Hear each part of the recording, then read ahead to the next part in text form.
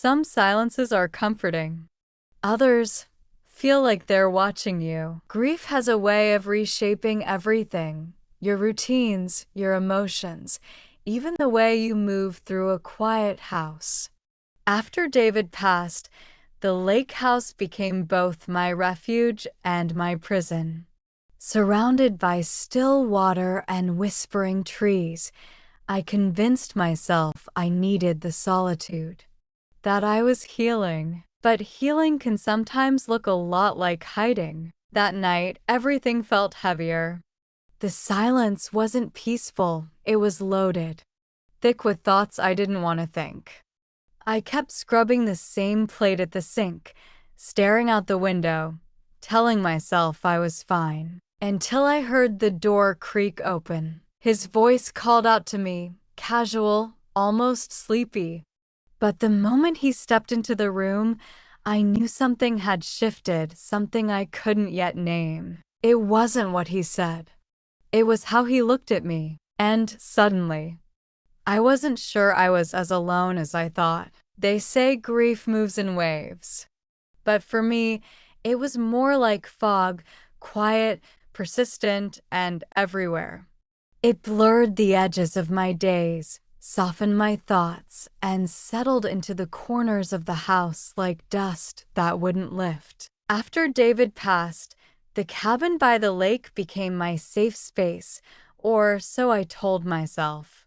But safety isn't the same as peace, and solitude isn't the same as healing. Most days, the quiet was deafening. I spent hours doing things that didn't need to be done. Rearranging shelves, folding towels that were already folded, washing dishes long after dinner had ended. Not because I wanted order, but because I needed distraction. The lake outside was perfectly still, as if mourning with me. Its surface reflected the sky so clearly, it looked like you could fall into it and never reach the bottom. That's how I felt most days, like I was floating, aimless, just beneath the surface of my own life. David used to anchor me. His laugh could fill a room, and when he walked into it, everything felt warmer. Now the rooms felt colder, bigger, emptier. His photos still lined the mantel, but they felt like postcards from a world I no longer belonged to. And Ryan, David's son from his first marriage, he reminded me so much of his father. The same quiet intensity, the same eyes. But lately, even that resemblance brought more ache than comfort. I kept telling myself the silence was what I needed, that eventually I'd grow into it. But the truth was harder to admit. I wasn't growing into it. I was disappearing inside it. It started like any other evening. The fire crackled softly in the hearth. A glass of wine rested in my hand, barely touched. I stood by the kitchen sink, absent-mindedly washing the same plate over and over, the warm water a small comfort in the cold quiet. I had assumed the night would remain uneventful. Ryan had said he was going to study at a friend's house. And at 18, he often came and went with the restless energy of youth. So I let my guard down. I sank into the stillness, just for a moment. Then I heard the door open. "Mom?" His voice wasn't loud, but in the silence, it startled me. I turned, and there he was standing in the doorway, slightly out of breath, his hoodie damp from the evening mist. His eyes met mine, and for the briefest second, the world stilled. He said he'd forgotten his notebook. I pointed toward the coffee table, my voice catching slightly in my throat. He didn't move at first, just stood there, and something unspoken passed between us. Not words, not looks exactly, just something different. Eventually, he retrieved his things and turned to leave.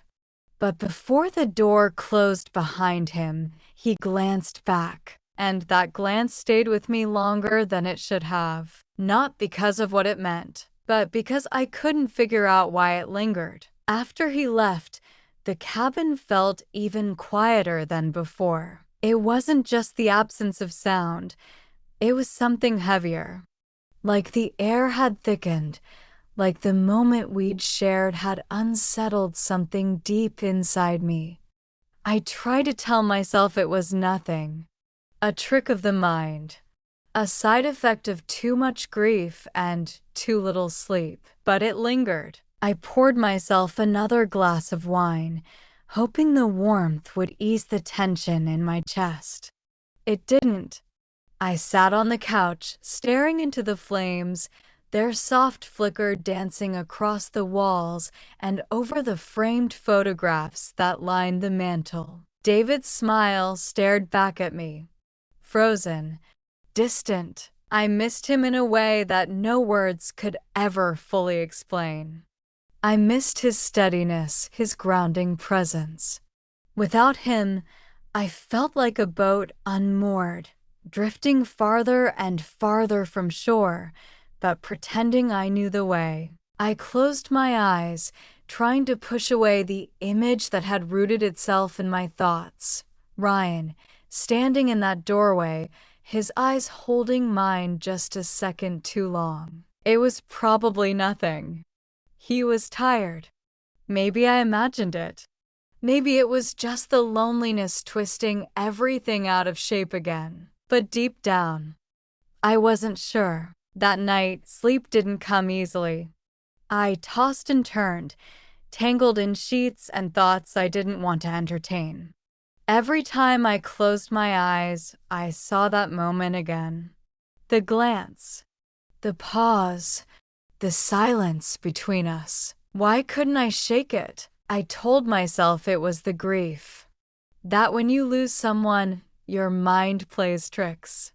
That your heart reaches out for connection in places it shouldn't. But even that explanation felt too neat, too safe, because it wasn't just about what I saw in him. It was what I felt under his gaze, exposed, not in a physical sense, but in that vulnerable, deeply human way when someone sees past the facade, past the smiles, the "I'm fine," the perfectly folded laundry. He had seen the loneliness in me, the weariness, the ache I didn't speak of, and that terrified me more than anything, because once someone sees the cracks, it's only a matter of time before something slips through them. The next morning began like any other. Sunlight filtered in through the curtains, brushing against the wooden floor in soft streaks of gold.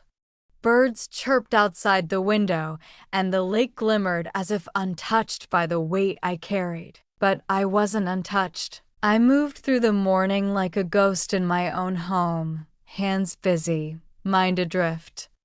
I chopped vegetables for breakfast, but I couldn't taste.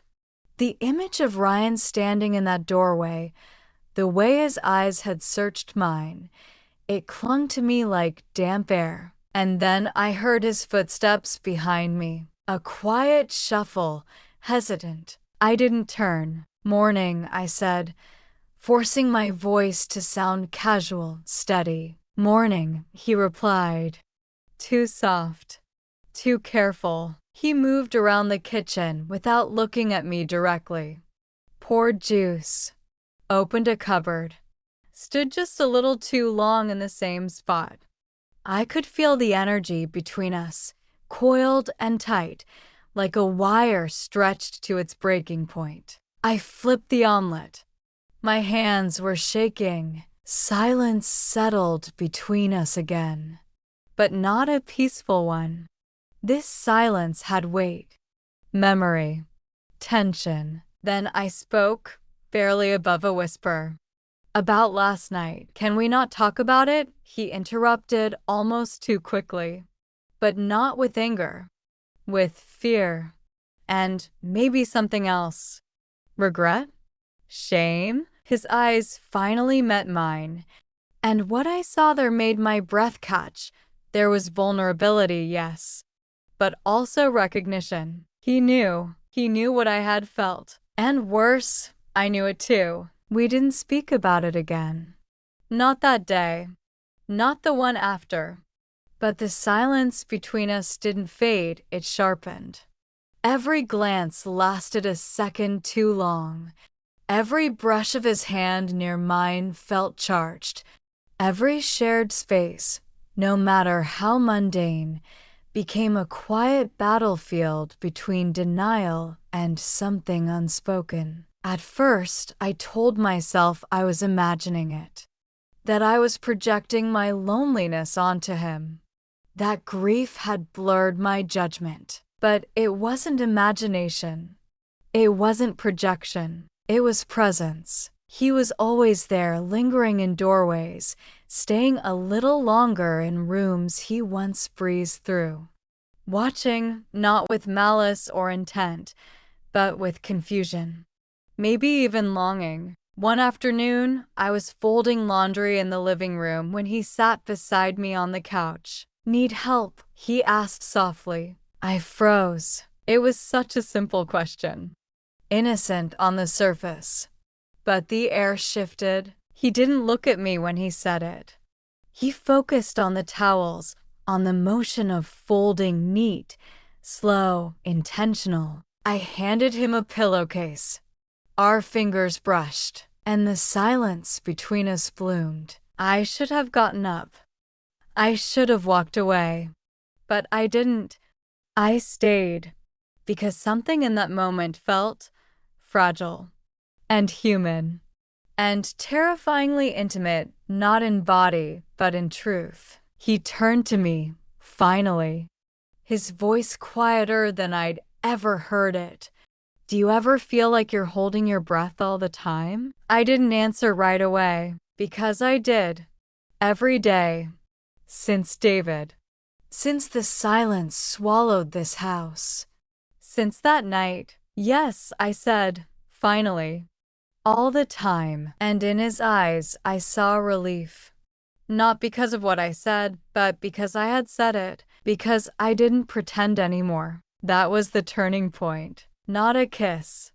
Not a touch. Just a shared admission. We were both lost. Both clinging to each other in the dark, not because we wanted to, but because there was nothing else to hold on to. And sometimes, the line between comfort and confusion becomes dangerously thin. The days that followed blurred into one another. From the outside, nothing seemed different. The cabin was still quiet, the lake still shimmered under the sun, and our routines stayed intact. We shared meals, passed each other in the hallway, and made small talk about the weather, groceries, or chores. But under all of it, something was broken, and we both knew it. Each silence was heavier than the last. Each glance felt like it carried too much. Each step he took into a room made me hyper-aware of my breath, my body, my guilt. But the worst part wasn't his presence. It was mine, because I couldn't pretend I didn't feel the shift. I couldn't lie to myself anymore. Not about the loneliness. Not about the longing.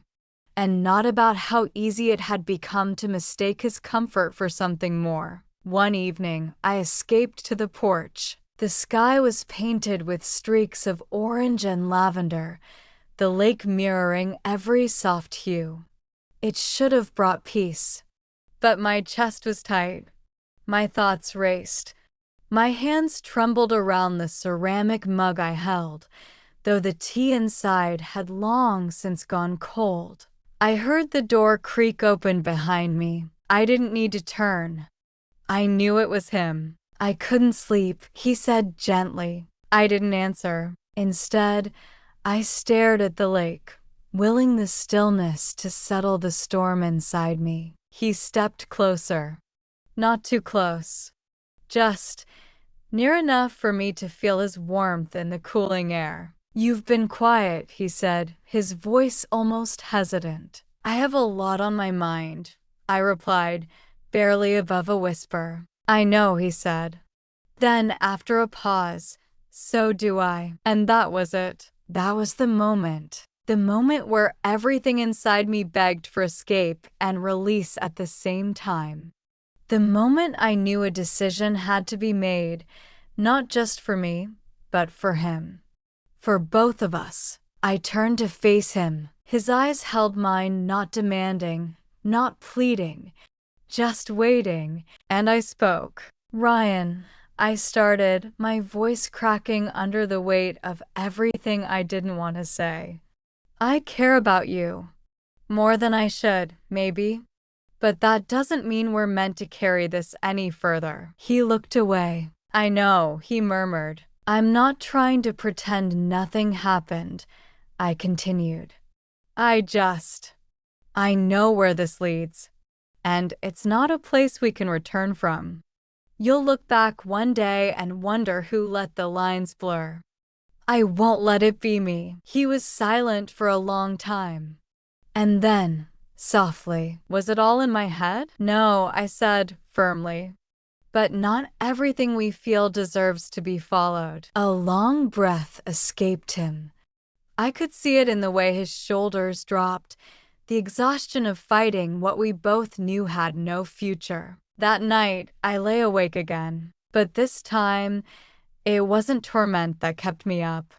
It was a quiet mourning for what almost was, for the rawness we'd uncovered, for the loneliness that hadn't disappeared, only retreated for a moment. But I also felt relief, because I had chosen the harder road, the one where I protected him and myself, even if it meant carrying the ache alone. Time didn't fix everything, but it softened the edges. Weeks passed, then months. The silence in the cabin slowly returned to something familiar, not the oppressive quiet of grief or the charged stillness of unspoken feelings.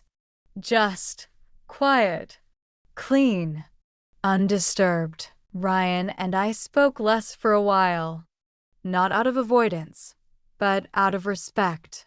A quiet understanding had passed between us that night on the porch, one that neither of us dared to betray again. Eventually, life began to move forward in small, uneven steps. He focused on college applications. I started teaching art again at the community center. We made new routines, shared lighter conversations, laughed again, carefully at first, then more freely. But sometimes, when the sun sank behind the trees and cast long shadows across the lake, I would catch him glancing at me across the room. And I knew he remembered, just as I did, not as a fantasy, not as a regret, but as a turning point. A quiet, complicated moment that showed us both who we were and who we needed to be. There are things in life that never become stories you tell others. They become silent markers, private chapters, not because they're shameful, but because they're sacred in the lesson they teach. I learned that night that longing is not love, that being seen does not always mean we're meant to be touched, and that the hardest love is often the one that sets a boundary, not the one that surrenders to desire. We all carry needs. Some are rooted in pain, others in memory, but it's what we do with them that defines us, not the need itself. Epilogue.